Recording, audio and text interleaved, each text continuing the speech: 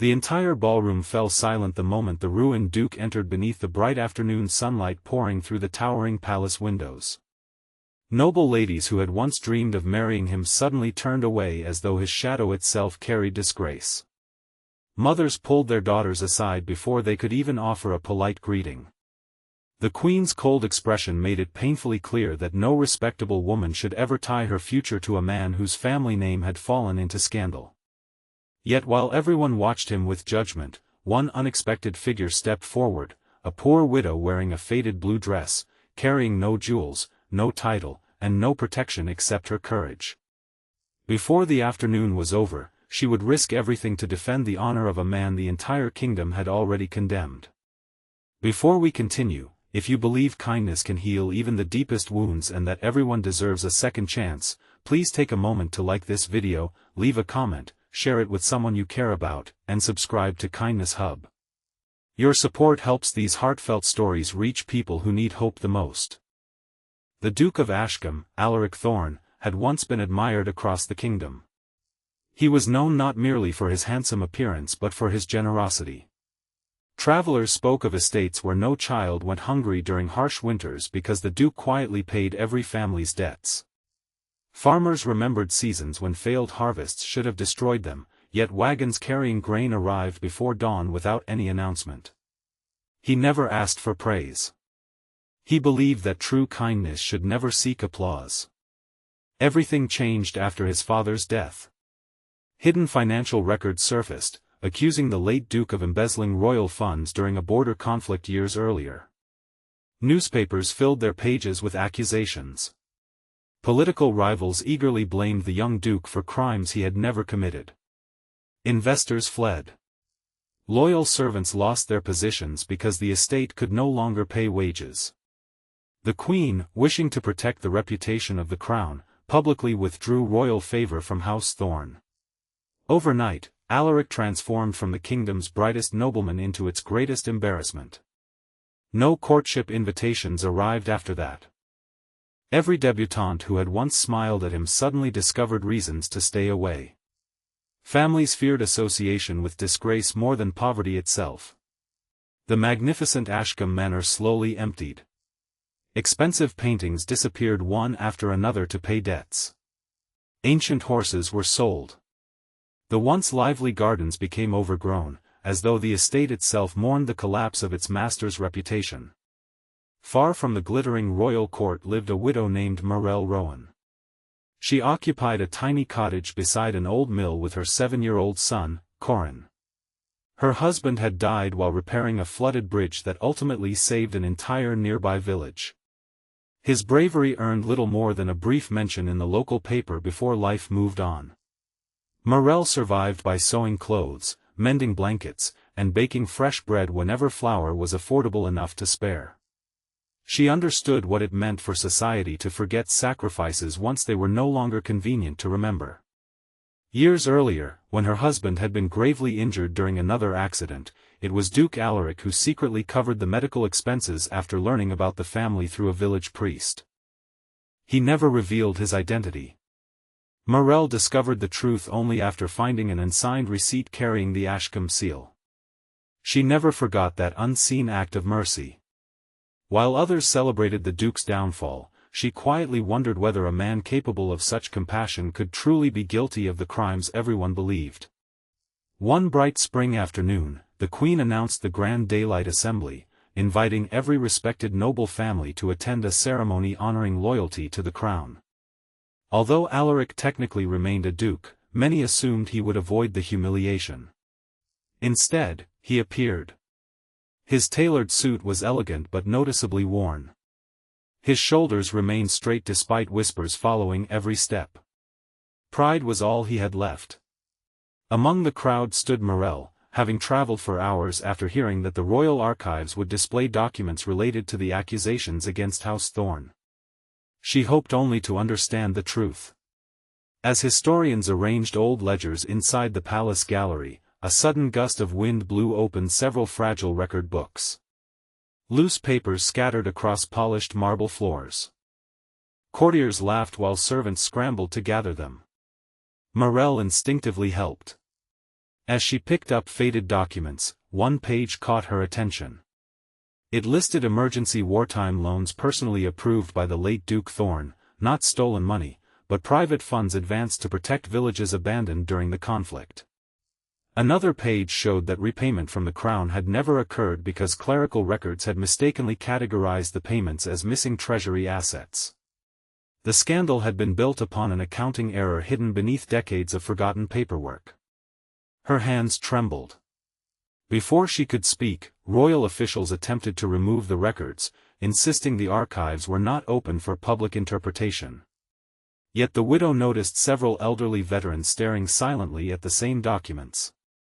Their expressions slowly changed from confusion to recognition. They remembered. One former commander stepped forward, recalling how Duke Thorne had personally financed emergency hospitals after royal supplies failed to arrive.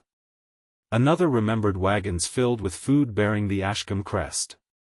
Piece after piece, forgotten memories began fitting together. The Queen's advisors grew visibly uneasy. If the records became public, the kingdom would realize it had condemned an innocent family. Still, powerful people rarely surrendered pride easily. Officials argued the documents required further investigation and should remain sealed until another commission could review them. Weeks might become months. Months might become years. Morel understood exactly what delay meant. An innocent man's reputation would continue dying while truth gathered dust. With trembling courage, she stepped into the center of the royal gallery before nobles, soldiers, scholars, and the Queen herself. She was nobody. No title. No influence. Only a widow who refused to remain silent. She respectfully bowed before the throne but raised the recovered ledgers high enough for everyone present to see. The sunlight streaming through the crystal windows illuminated every faded signature. Every witness could now read them. Gasps echoed across the chamber. Veterans openly confirmed the authenticity of the records. Historians examined seals untouched for decades. Even skeptical nobles found themselves unable to deny the overwhelming evidence accumulating before their eyes. For the first time since his disgrace, Alaric looked not defeated but astonished. Someone had chosen truth over fear. Someone with absolutely nothing to gain. The Queen remained silent for what felt like an eternity.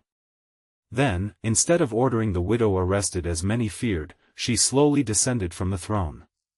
Age had taught her one painful lesson. A ruler's greatest strength was not pretending perfection but correcting injustice before it became permanent. Standing before the assembly, she acknowledged that the investigation into House Thorne had relied upon incomplete records. She admitted the crown shared responsibility for allowing false conclusions to spread throughout the kingdom. The chamber erupted, not in chaos, but relief. Months later, independent scholars completed a full review confirming every claim made by Morel and the veterans. The Thorne family had never stolen royal funds. Instead, they had sacrificed enormous personal wealth to protect ordinary citizens during desperate years. The kingdom's newspapers printed public apologies. Ashcombe Manor slowly awakened once more. Former servants returned voluntarily before wages were even guaranteed. Gardeners replanted flowers. Stable hands repaired broken fences. Villagers arrived carrying gifts of seeds, tools, and handmade furniture, remembering kindness that Alaric's family had quietly shown them decades earlier. But the greatest transformation happened inside the Duke himself. He invited Morel and young Corin to visit the estate. She expected a formal expression of gratitude. Instead, she found a lonely man whose faith in humanity had nearly vanished until one stranger restored it. Rather than offering riches, Alaric proposed something far more meaningful. He established the Rowan Foundation, named after Morel's late husband and her family, dedicated to helping widows, injured workers, and orphan children across the kingdom. The foundation operated with one guiding principle: kindness should never depend upon someone's social standing. Morel accepted only one role. She became its first director, ensuring every decision reflected compassion before prestige. Years passed. Children educated through the foundation became teachers, doctors, engineers, and artists. Families escaped poverty through honest opportunities rather than charity alone. Villages once forgotten flourished again. The story of the poor widow who stood against fear traveled farther than any royal decree. People eventually stopped remembering the scandal. Instead, they remembered courage. They remembered that truth sometimes arrives wearing worn-out shoes instead of polished crowns. They remembered that restoring one person's honor can restore hope for thousands more. And every spring afternoon, when sunlight filled the restored gardens of Ashcombe Manor, visitors noticed a modest stone near the entrance engraved with simple words that Alaric personally requested. The strongest hearts are rarely the richest. They are the ones brave enough to defend kindness when kindness stands alone. If this story touched your heart, please like this video, share it with someone who believes in compassion, leave a heartfelt comment, and subscribe to Kindness Hub so together we can continue spreading stories that remind the world goodness still exists. Before this story ends, please tell us in the comments, if you had been standing in that royal hall, would you have had the courage to defend an innocent stranger? Your answer may inspire someone else today. As the golden afternoon sun settled over the peaceful countryside, Morel watched children laughing freely in the gardens that had once been filled with sorrow. Alaric no longer measured wealth by titles or estates but by the number of lives transformed through simple acts of mercy.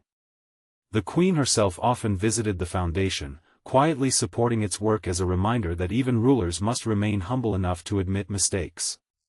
Together, they proved that while lies may travel quickly, truth always arrives with lasting light. And in the end, the kingdom learned that the greatest legacy is not power, fortune, or noble blood, but the courage to stand for what is right when everyone else chooses silence.